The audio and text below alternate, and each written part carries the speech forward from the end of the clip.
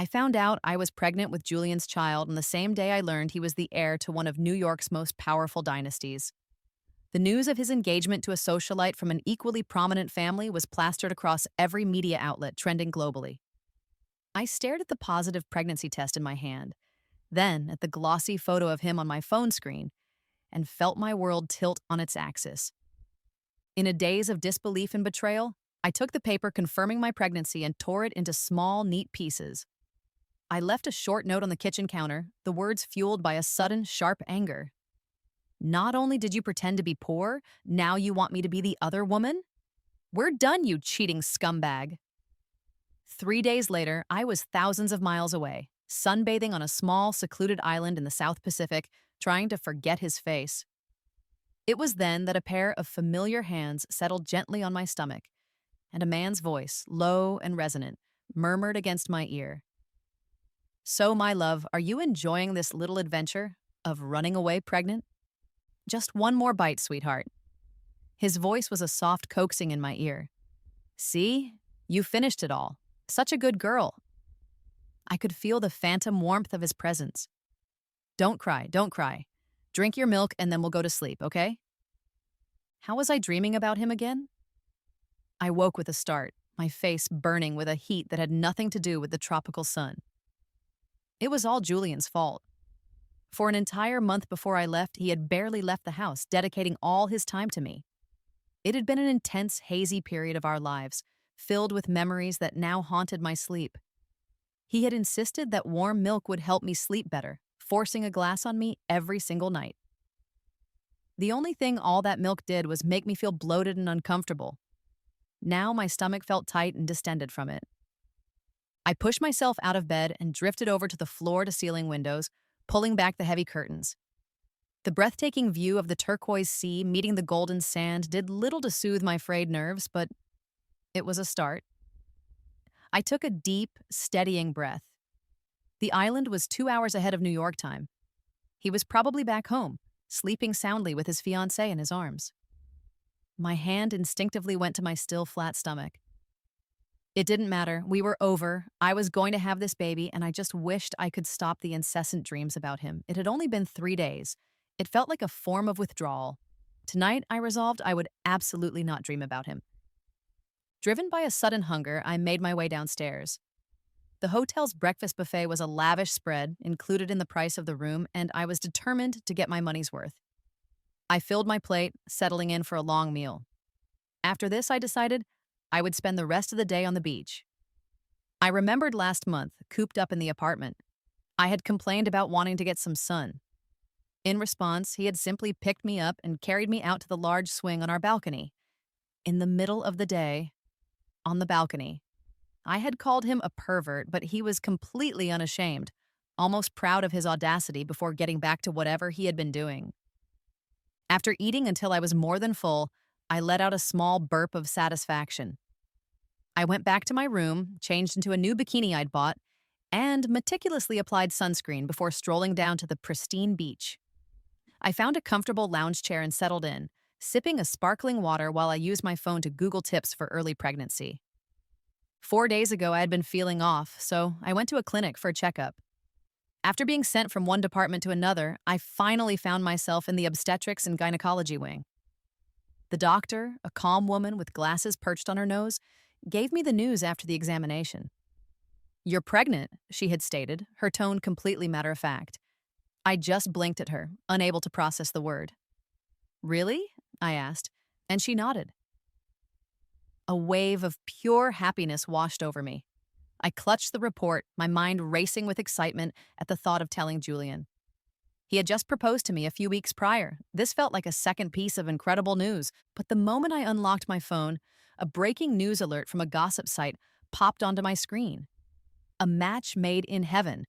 Power couple from 2 elite dynasties to tie the knot. My curiosity got the better of me. I always had a weakness for drama among the wealthy. When I clicked the link, however, my heart stopped.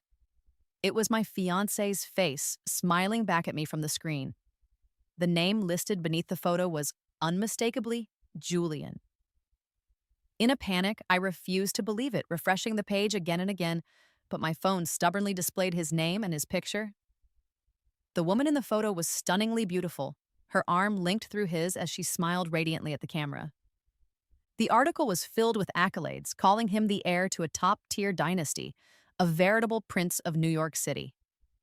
I stared at his familiar face, a growing sense of confusion and dread creeping over me. He had told me he was just starting his own company, that the fancy cars and the penthouse apartment were all rented to maintain a certain image for his business. And I had believed him, completely and utterly. I tried to give him the benefit of the doubt. Perhaps there was another man in the world who looked exactly like him. That night, when he came home, I subtly questioned him, using details I had gleaned from his Wikipedia page, of all places. The conclusion was undeniable. He was the Julian from the news. My entire world felt like it was crumbling around me. That night, I kicked him out of our bedroom in a silent rage, making him sleep in the guest room. He had the audacity to look hurt and confused by my actions. My plan was to give him the cold shoulder for a few days while I tried to process everything, and then we would talk. But the next morning, I woke up late. While I was brushing my teeth, I happened to glance out the balcony window and saw a visitor arriving downstairs. As I looked closer, my blood ran cold. It was the woman from the gossip column. They were standing incredibly close, and as they turned a corner, I could have sworn I saw them kiss.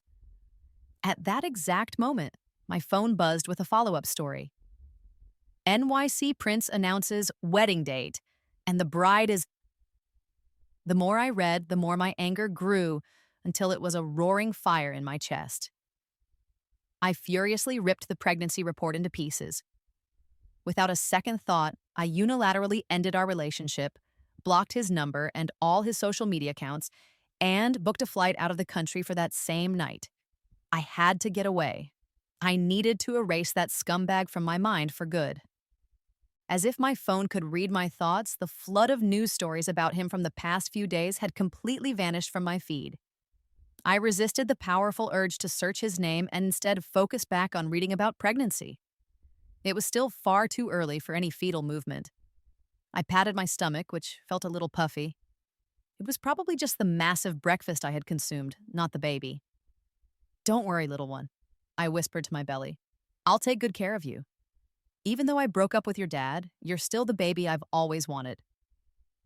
I drifted off into a short, sun-drenched nap. When I opened my eyes again, the few other tourists who had been scattered across the beach were completely gone. I checked my phone. Only half an hour had passed. It was strange. Where had everyone gone? I stood up, wanting to find someone to ask, but after scanning the entire shoreline, I couldn't see a single soul. There hadn't been any kind of emergency alert or warning. The deserted beach was eerily quiet, the only sound being the gentle lapping of the waves. A sense of unease settled over me. It was too creepy being out here all alone. I decided to go back to the hotel. When I returned to my lounge chair, I couldn't find my bag. I knelt on the chair, looking around frantically. Suddenly, a pair of strong arms wrapped around my waist from behind. A large shadow fell over me, completely enveloping me in a familiar scent. I froze, not daring to move. A man's voice, lazy and deep, murmured, "Looking for something?" I gripped the back of the chair, my voice barely a whisper. "My bag." "Find it?" I shook my head, then remembered he was behind me and couldn't see. "No," I whispered again. His voice was huskier now, his hands growing bolder as they roamed over my stomach. "Of course you can't. I hid it." "What?" I whipped my head around to confront him, but he was so close that my lips brushed against the side of his face. Julian's eyes were brimming with a familiar amusement. "You missed me that much, huh? So eager to see me?" "No, I didn't miss you at all," I insisted, though my heart was pounding a frantic rhythm against my ribs. I hadn't missed him, not really. It was just the constant, unwelcome dreams. But I couldn't control what I dreamed about. I absolutely, positively did not miss him. I pushed against his chest. "We're on a public beach." Julian turned me around to face him fully, his expression serious now. "I had them clear everyone out while you were asleep," he said, his voice muffled as he leaned in. "There's security posted. No one can get near this area." I tilted my head back with a soft whimper. Damn him. In broad daylight, he had planned this. He then bit my earlobe gently, a gesture he knew I couldn't stand, and he did it anyway. He was so awful. Tears of frustration and something else welled up in my eyes. It hurt, I mumbled. He used his thumb to wipe a tear from the corner of my eye. Hurts, does it? Of course it hurts, you bit me. He really was a monster. I hate you. I'm never speaking to you again, you scumbag. He laughed a low, rumbling sound and pulled me onto his lap. I'm the scumbag? Who's the one who blocked me on everything and fled the country without a single word? His voice softened as he finished. So, Clara, are you having fun with this whole running away pregnant thing? I shot back defensively.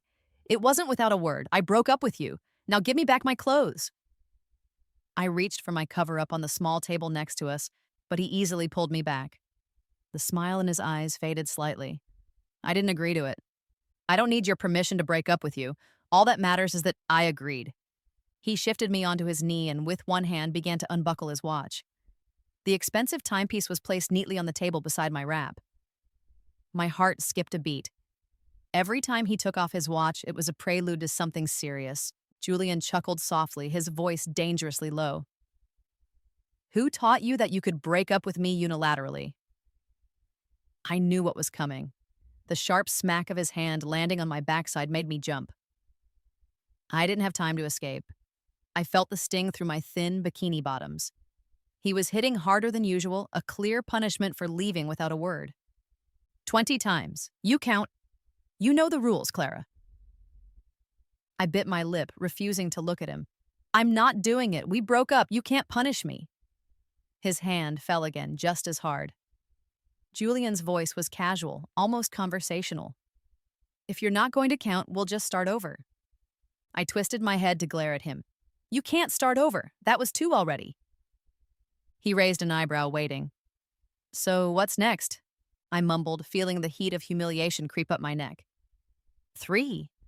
He just watched me, his expression unreadable. And tears I hadn't realized were forming began to stream down my face. Thank you, Julian. Why had I ever agreed to this stupid, intimate rule of ours? It felt absurd now. Julian was finally satisfied. He leaned in and kissed me gently. Good girl, now don't lose count. Julian had come prepared. He'd clearly planned out my punishment before he even arrived, even bringing the soothing ointment he always used afterward. After 20 swats, I buried my face in his chest, fuming silently as he carefully applied the cool medicine to my stinging skin.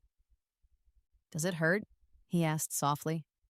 Of course it hurt. He had been especially firm today. Good. It's supposed to hurt, he said, his tone leaving no room for argument. Still want to break up? I thought about the way he had lied, the way he had been seen with other women. He was so gentle and polite with everyone else, but with me, he was a rude, demanding brute.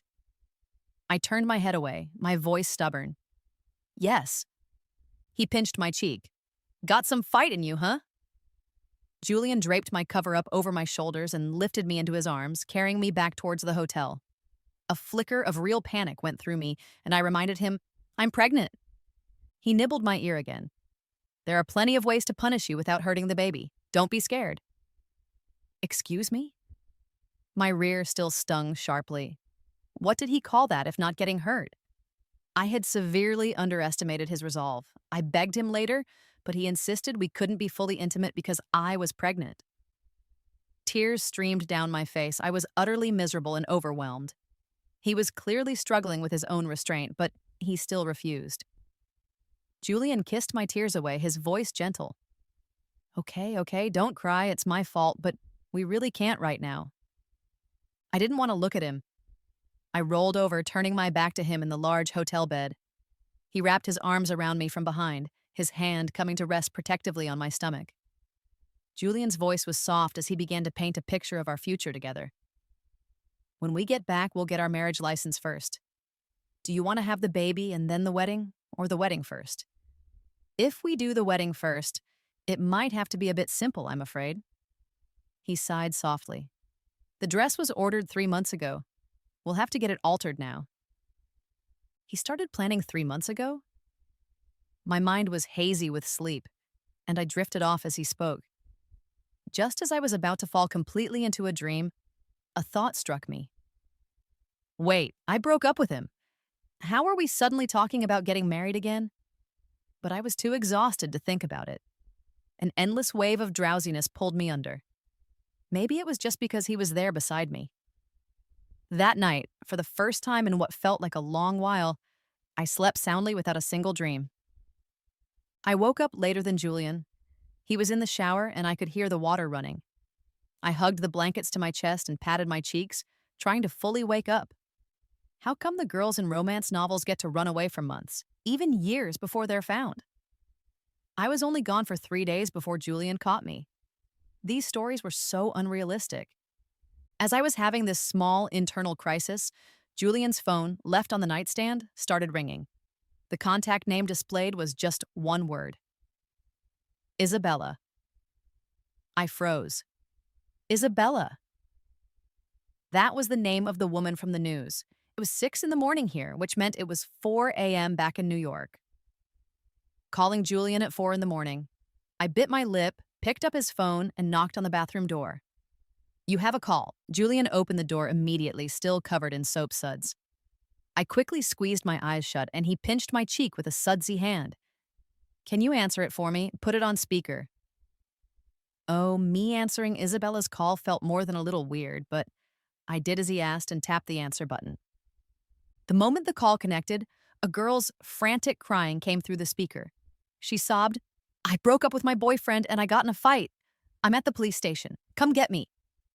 I pressed my lips together as Julian reached out and picked me up, settling me on the bathroom counter. The sudden movement made me let out a short gasp. The crying on the other end of the line stopped abruptly. What was that sound? A wary voice asked.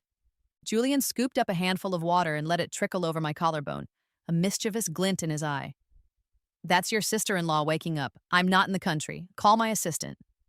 He glanced at the time on his phone, his tone becoming sharp. Isabella, it's 4 in the morning and you're in a holding cell after a fight? You're just as much trouble as your sister-in-law. You're cut off for the month. Hey, I was pretty sure he was talking about me. What did this have to do with me? The girl on the other end started crying even harder.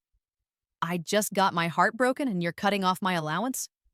Do you even have a heart? Julian scoffed. Throwing your life away for some guy. This time it's just your allowance. Next time I'm freezing your bank accounts. He gestured for me to hang up. He seemed genuinely angry, so I stayed as quiet as a mouse, cooperating as he wrapped a towel around me and kissed me, praising me. Why are you being so good today? I didn't say anything. He stroked my head. Does it still hurt? It didn't hurt anymore after a full night's sleep. He always knew his limits. The punishment was less about causing pain and more about the humiliation, about reasserting a dynamic I had tried to shatter. Especially making me say, thank you, Julian, after every count. The pervert. Hitting me and then making me thank him for it. The nerve. Since it doesn't hurt, he said, his tone serious again. Let's talk about our problem. I looked up at him, confused. Julian tilted my chin up. Why did you break up with me? Did you come up with a good reason in the last 3 days, my love? Julian and I had been together for almost 2 years. I met him during my senior year of college. The printer in my professor's office had broken down, and I was the only one there, fiddling with it for ages without any success. He was just passing by the open door when I, in a moment of desperation, roped him into helping. Do you know how to fix printers? I asked. He stared at me for a long moment, then a slow, charming smile spread across his face. No, but I can give it a shot. He looked so confident that I actually believed him. And, true to his word, after half an hour of tinkering, Julian managed to break the printer completely. I stared at the pile of parts that would no longer fit back together, and my world crumbled. It had simply been malfunctioning before. Now it was a pile of useless garbage. I was furious. He had cost me $849. I was so mad I just turned and walked away, never wanting to see his face again. But 3 days later, I saw him again. I was at a university event with my academic advisor, and Julian was there as an invited guest. After the event, he managed to get my number, insisting he wanted to pay me back for the printer and offer a sincere apology. Somehow, one thing led to another, and we started getting to know each other. He asked me out to dinner, to the movies, and even helped me with my job search. He was a good guy. When I tried to put him in the friend zone, however, his entire demeanor darkened. The movie theater was packed that night. On the big screen, the main characters were resolving their issues and confessing their love for one another. In a dark corner of the theater, he pinned me against the seat and we shared our first kiss. I had no idea what I was doing, and neither did he. It was just a messy, awkward muddle of lips and teeth. I tried weakly to push him away, but amidst the laughter from the audience, Julian nibbled my ear and whispered, "Clara, I don't want to be a good guy. I want to be your boyfriend." I thought about it. Having a boyfriend didn't sound so bad. And just like that, we were together. He was the perfect boyfriend. He was handsome, in incredible shape, and he always put my needs first. He was just a little kinky. But that wasn't really a flaw. A part of me secretly liked it. His only real problem, it turned out, was that he was too rich. Julian is 3 years older than me. When my advisor saw me, a college student dating a working professional, she would often sigh and tell me to be careful. She was always warning me not to get scammed, saying that men like him love to play games with naive college girls. I never paid her much attention. What could he possibly scam me out of? It was just a relationship. There was nothing to lose. We rarely fought. After 2 years together, it still felt like we were in the honeymoon phase. 2 months ago, he proposed. My first love was going to become my husband. My love life felt absolutely perfect. And then, I discovered his secret. It all clicked into place. My advisor had been right. A rich man like Julian was just messing with me for his own amusement. So I ran, and he caught me after 3 days. Damn it. Julian gritted his teeth. "You'd rather believe your advisor than believe me?" "That's not it," I mumbled, puffing out my cheeks in frustration. "Who's Isabella? You two were trending all over social media." Julian poked my cheek, and the air went out with a soft sound. I got even angrier. "I'm asking you a serious question, and you're poking my face."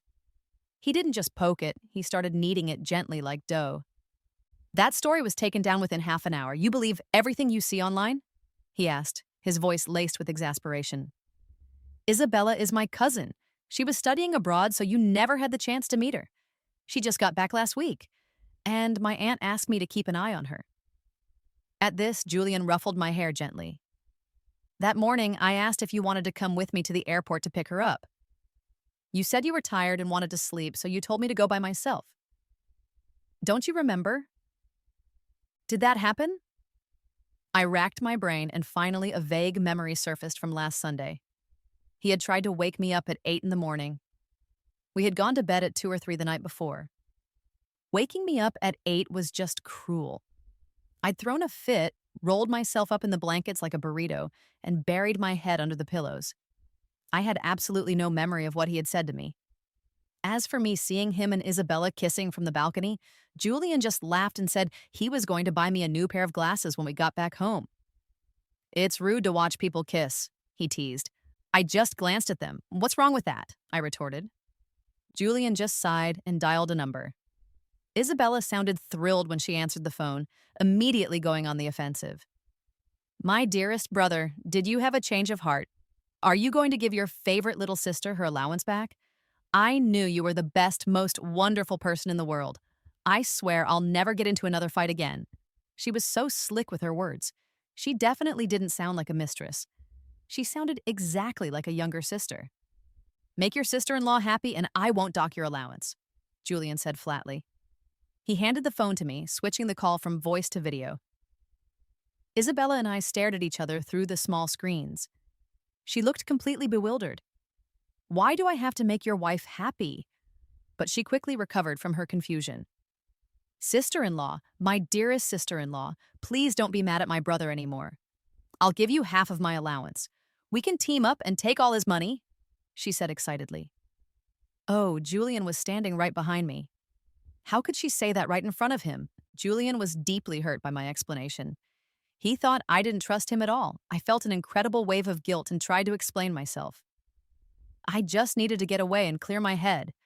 I was planning to come back and talk to you. Julian accepted my reason, but accepting it was one thing. Once he saw that I wasn't angry anymore, he started to get angry himself. It manifested in him not smiling at me at all for the next few days. His work back home wasn't urgent, so he switched to working remotely and stayed to spend the rest of the week on vacation with me. During the day, he would apply my sunscreen with a stony, silent expression. At night, he would hold me in a cold, rigid embrace. He wouldn't even give me a simple kiss. I propped my head on my hand, watching him as he worked. He had his laptop balanced on his knees. He speared a piece of fruit from a nearby plate and held it out to me without looking up. "Open up," I whined. "I don't want mango, I want a strawberry." He obediently switched the fruit and I bit into it. When he pulled his hand back, he noticed I wasn't moving and tilted his head. "What's wrong?" I looked at him, still holding the strawberry between my lips, and pushed his laptop aside, taking its place on his lap. A dark flame flickered deep in Julian's eyes. I said sweetly, "Thank you, Julian." My hotel room was on a high floor, and the huge window offered a stunning, panoramic view of the island. Behind me was the vast blue sea and sky. In front of me was him. He pinned me against the sofa, his voice raspy. "Clara, do you have any idea what you're doing?" I blinked innocently. "Of course." I sat up straight and whispered, "I'm seducing you." I don't usually call him by his full name in that tone, only at certain times. "You haven't kissed me in days," I said, pouting. Before he could answer, I added, "If you won't kiss me, then I'll kiss you." He remained still, his face impassive.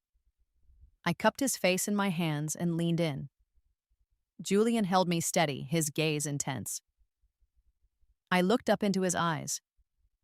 The sweet taste of strawberry passed between our lips as I deepened the kiss. I wrapped my arms around his neck. "I love you so much."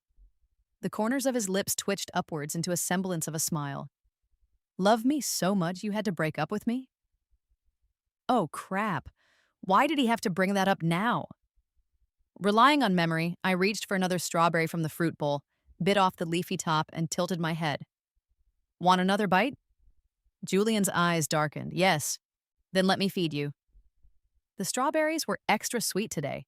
Julian's fingertips toyed with the last strawberry remaining in the bowl, his thoughts a complete mystery. I shifted, finding the most comfortable position to nestle against him. In a quiet moment, he asked, "When are you thinking of heading back?" I had been here for a week. The island wasn't that big. A week was more than enough time to see everything. According to my original frantic plan, I was supposed to head somewhere else to continue traveling. But now... Do you have to go back for work? I could go back with him. I could always travel another time. His hand came to rest on my stomach. "We're getting our marriage license. The report you tore up said 6 weeks.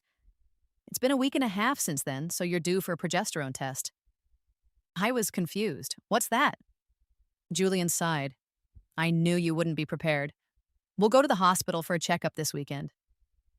I thought for a moment. "Okay." Since he had it all planned out and it wouldn't be much fun traveling alone anymore, I didn't mind going back. I touched my stomach. There was no movement beneath my palm. It was too early to see or feel anything. "It doesn't feel like there's a baby in there at all," I complained. It was hard to believe I was actually pregnant. Julian rested his chin on my head. He didn't answer, and I yawned. It was only 9 p.m., but I was suddenly so sleepy. He carried me to the bedroom, and I clung to him like a pillow. Suddenly, he said, "Claire, I'm sorry." I looked up half asleep. "Sorry for what? You're not actually in love with your cousin, are you?" He let out a helpless laugh. "What are you thinking? What have you been watching lately?" I mumbled. "You're the one who has these strange rules. You seem to enjoy them a lot." I was too tired, and he didn't say anything for a long time after that. I fell asleep before I could figure out what he was apologizing for. I pushed the thought out of my mind. Since we decided to go back, we booked tickets for the day after tomorrow. On our last day on the island, we were lucky enough to stumble upon a festival being celebrated by several of the nearby islands. The streets were filled with tourists of all kinds. I held up a colorful, ethnic-style shawl and asked Julian if it looked good on me. He draped it around my shoulders, had me do a little spin, and said thoughtfully, "The blue one from before suited you better." I pouted. "But the orange one is so pretty too." "You can wear it next time," he said, taking my hand. "See anything else you like?" We browsed the countless stalls, buying a bunch of touristy souvenirs. Most were handmade by the locals. Some were a bit rough around the edges, while others were more delicate. The only disappointment was a little figurine I had fallen in love with. Julian turned it over in his hand, and on the bottom, in small print, it said, "Made in China." He raised an eyebrow at me. "Still want it?" I was so annoyed. Even in a remote place like this, there were fake handmade goods. I was curious about everything I saw, but Julian, in stark contrast, seemed completely unfazed, as if he had seen it all 100 times before. He just held my hand and patiently followed me around. As evening fell, all the things I had bought were sent back to our hotel, and we went to a local tribal celebration on the beach. For a small fee, you could get a beautiful hand-woven flower crown. Plumeria flowers of all colors were braided into a wreath, and Julian placed one gently on my head. People sang and danced around a huge bonfire, and the entire beach was filled with a joyous, vibrant energy. I rested my chin on my hands, watching everyone dance. A friendly girl came over, excited to see a fellow tourist from back home, and invited me to join in. Julian declined for me. "My wife is pregnant." "Oh?" The girl looked disappointed, then her curiosity took over. "How far along? You don't look pregnant at all. Are you guys on your honeymoon?" "No, I was on the run." I was too embarrassed to say that, so I let him handle the small talk. Julian nodded. 7 weeks? And yes, I brought her out here to relax. Our spot was a little ways from the central bonfire where the light was dimmer. The distant flames flickered across his face. He was dressed casually today, which softened his usual sharp, intense features. When he mentioned me, he glanced over and I smiled at him. He gently ruffled my hair in response. The girl whispered, "Wow, you're giving this single girl a complex. I'll leave you two alone. Have a great honeymoon." I smiled up at Julian. "You're being so sweet today." He squeezed my hand. "When am I not?" "When I make him mad," I thought. "He can be really scary then. And in bed, he's scary in bed too. And if you combine the two, it's even more terrifying. He's scariest when he takes off his watch and tells me to start counting." I stood on my tiptoes and gave him a quick, light kiss. "Why does it always feel like you're nicer to other people than you are to me?" He lowered his gaze and tilted my chin up. "Is that so?" I nodded. "Yeah." What kind of nice guy forces someone to look at them by grabbing their chin? Julian leaned down and deepened the kiss. "Because my Clara likes it this way. Who's the one who's always trying to get a rise out of me, practically begging to be punished?" Hey, he was lying. Am I that kind of person? It's totally his fault. Julian had warned me not to use my pregnancy as an excuse to tease him relentlessly. He said I wouldn't be pregnant forever. I completely ignored him. I would worry about the future later. Right now, I just wanted to see that little vein pop in his forehead as he fought for control. He threw his head back, calling my full name, which was rare. "Clara, stop playing." I blinked. "No." He grabbed his silk tie and used it to loosely bind my wrists. My eyelids fluttered. He then rolled me up in the comforter like a burrito and went into the bathroom by himself. I listened to the sound of the running water, looked down at my wrists, and sighed. He had tied the knot loosely. I could easily slip my hands out. Ugh, his self-control was way too good. When Julian came out of his cold shower and tried to hug me, I complained that he was too cold and wouldn't let him. This time, he didn't indulge me. He pulled me forcefully into his arms. "You're staying right here." Fine, I guess I'd better behave. But behaving was not in my nature. I fidgeted. And in retaliation, he kneaded and squished me like I was a piece of dough. I hugged a pillow to my chest and protested. "You were so sweet when you were trying to win me over. I was completely fooled by your act." He wiped some water from his fingertips onto my cheek. Uh-huh. He uh-hu'd me. I wasn't talking to him anymore. He wrapped his arms around me, and I wiggled my way out. He pulled me back, and I wiggled out again. After a few rounds of this game, he held me firmly in place. Stop playing. If you don't sleep now, you won't be able to wake up for our flight tomorrow morning. I finally closed my eyes. When he was beside me, I rarely dreamed about him anymore. Maybe I was just exhausted from the day's activities because I dreamed about him again that night.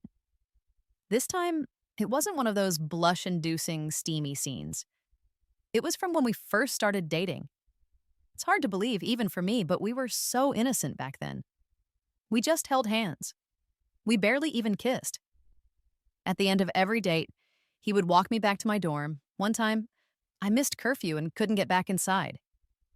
Julian suggested we go to his place. I was so nervous, my heart was pounding in my chest. Okay, I squeaked. When he wasn't looking, I was frantically Googling what to do the first time you go to your boyfriend's house. The search results were all tips on how to meet the parents. I deleted a few words. What to do first time with boyfriend?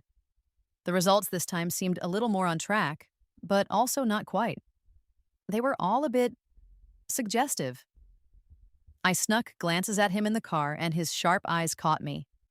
He turned my head to face him. What are you looking at, Clara? My eyes darted around. Haha, nothing. Definitely not staring at you. Besides, I can't see anything through your clothes anyway. And what exactly were you trying to see, Clara? He asked, his voice full of amusement. I stared at my own lap, realizing I'd said the wrong thing. The more you say, the more trouble you get into. It was better to just shut up. I spent the next 15 minutes in a nervous wreck, running through all the possible scenarios in my head. When we got to his place, I saw that he lived in a massive penthouse apartment. A huge apartment naturally has lots of rooms. He also had a live-in housekeeper who greeted me warmly. You must be Clara. Your room is all ready. Let me show you. That's when I realized that when he said he was taking me home to sleep, he literally meant just to sleep. His room was on one side of the sprawling apartment, and the guest room she led me to was on the complete other side. An entire living room separated us. After the housekeeper left, I asked Julian, "Why is my room so far away? Are you afraid I'm going to jump you or something?" Julian gave me a rare, chaste kiss on the cheek. Go get some sleep, he said, his voice a little strained. I'm afraid I won't be able to control myself. Unbelievable that we actually had such an innocent phase. On the plane, I recounted this story to Julian. He just tucked a small blanket around me. Yeah, I used to be a very innocent guy. You corrupted me. What? He was the one who corrupted me. How dare he turn it around on me like that? Before we deplaned, Julian bundled me up in what felt like 3 layers of clothing. If he hadn't reminded me, I would have completely forgotten that I was coming back from the southern hemisphere. It was summer on the island, but back in New York, it was snowing. I pulled on a fluffy hat, wrapped up like a ball.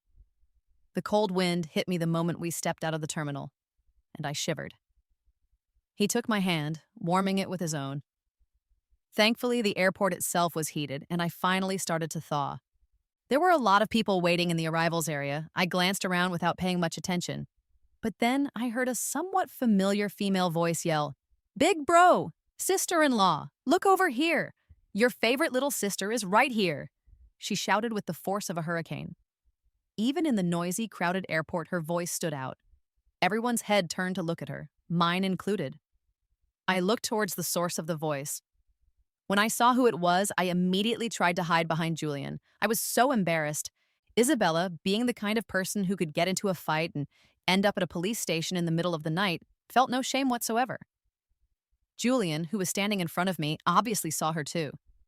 He silently pulled my hat down a little further over my face and pretended he didn't see his dear sister. Isabella looked heartbroken by the blatant snub. I was very pleased. Once we got through the main crowd, she ran up to us. "Why were you two ignoring me? I came all the way out here in this freezing weather to pick you up, and you treat me like this." Ever since Julian had called her from the island, she had added me on every social media platform and had been checking in on me constantly, probably hoping to use me to get back into Julian's good graces and have her allowance reinstated. Naturally, I had told her when we were coming back. She had never mentioned she was coming to the airport. Isabella clutched her heart dramatically. I was trying to surprise you, and you're not even a little bit grateful. It was more of a shock, I muttered under my breath. Julian backed me up. You scared your sister-in-law. You can kiss next month's allowance goodbye, too. The series of emotions that crossed Isabella's face could have been a masterclass in acting. Disbelief, followed by pain, and finally, despair. The transition was seamless. You have no heart, she wailed. I silently pulled my coat tighter around me. Julian must have thought I was cold because he tucked my hand into his coat pocket. A man's body temperature always seems so much higher than a woman's in the winter. My hand was freezing and his was wonderfully warm. I smiled up at him. Beside us, Isabella shrieked, "Enough, you two! Stop it! Not only do you not welcome me, you're rubbing your relationship in my face. Don't you know I just got dumped? You sickening lovebirds," I whispered to Julian, right in front of her. "Your cousin is really loud." Isabella looked like she was about to protest, but Julian's one-word reply shut her up. Allowance. Isabella wilted like a sad, forgotten vegetable and trailed behind us silently for the rest of the way to the car. She looked so pitiful that I actually started to feel bad for her. In the car, I tried to make conversation with her. The moment someone talked to her, she sprang back to life. She chattered on and on about her relationship drama. I poured her a glass of water from the car's mini fridge. After she finally finished her story, she remembered to ask me, "Can I be a bridesmaid at your wedding?" "I might not have a wedding," I replied honestly. Two pairs of eyes shot towards me. I was confused. What's wrong? Julian's grip on my hand tightened. Isabella swallowed hard. If you don't get married, what's my brother going to do? I rested my chin on my hand, thinking, we'll just get the license. Isn't a marriage license all that really matters anyway? For once, Julian was blunt. Why don't you want a wedding? Are you ashamed of being seen with me? Huh? Where did he get that idea? The baby isn't due for another 8 months. Then I'll have to take care of the baby. I don't want to plan a wedding. It's too much trouble. Julian's grip on my hand relaxed. You don't have to plan it. I had always thought women were the ones who were more excited about weddings. Why did Julian seem so insistent on having one? I gave in. Okay, fine. If he wanted it that badly, I might as well make him happy. We got our marriage license on the winter solstice. We passed out little boxes of wedding candy to the other people we met at City Hall. We signed our names in our respective spots on the official document and took our picture. With the marriage certificate in hand, I tossed it in my purse and asked Julian, "What are we having for dinner tonight?" He was carefully examining his copy of the certificate, treating it like a precious treasure before putting it away safely in his wallet. He took my hand. Let's go. We're getting that Italian food you were craving the other day. Besides us, there was only one other couple getting married at City Hall that day.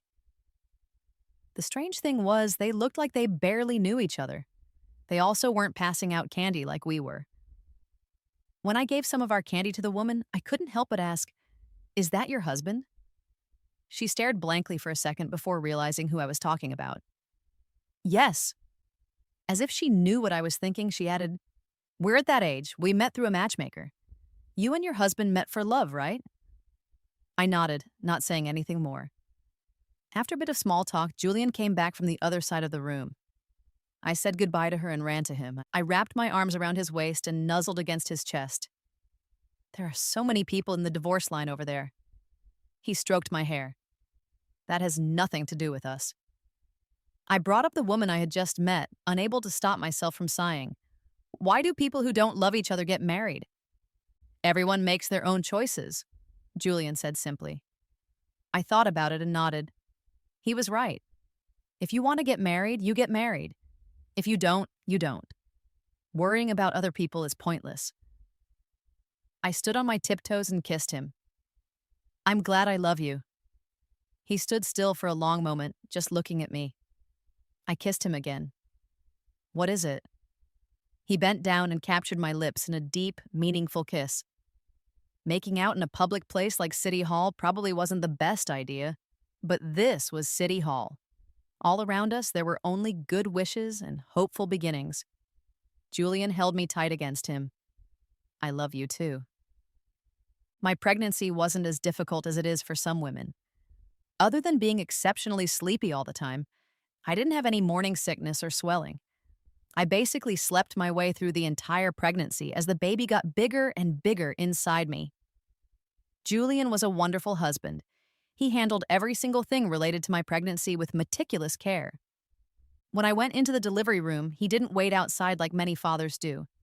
He chose to be in there with me. He wasn't much help in a practical sense, but when I felt my strength fading during the most intense moments, seeing him by my side, holding my hand, filled me with a strange and powerful sense of warmth. I passed out to the sound of a baby's first cry.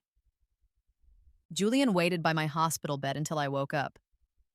When he saw my eyes open, I wasn't crying, but he was. It was the first time I had ever seen him cry. It was fascinating. I reached up and wiped away his tears with my thumb. How long were you waiting? Just a little while. Liar. It was daytime when I went into the delivery room. Now it was completely dark outside. The delivery itself was smooth. I wasn't in there for that long. He must have been waiting for me to wake up for a very long time. How's the baby? I asked, my voice hoarse. She's healthy, a girl. I just saw her. She's sleeping. He gently hugged me. You worked so hard, Clara. Sleeping, huh?